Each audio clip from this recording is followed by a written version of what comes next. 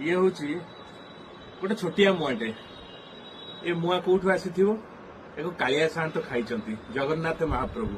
अनेक निजुगर मुआ फिटा हुए यही पहली भोग समय माँ महालक्ष्मी जो बाप घर को जाता से पहली भोग खाई था कालिया ठाकुर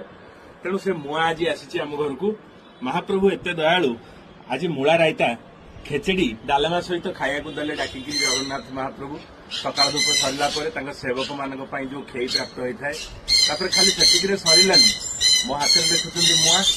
तेणु ये मुआ बर्तमान पठे महाप्रभु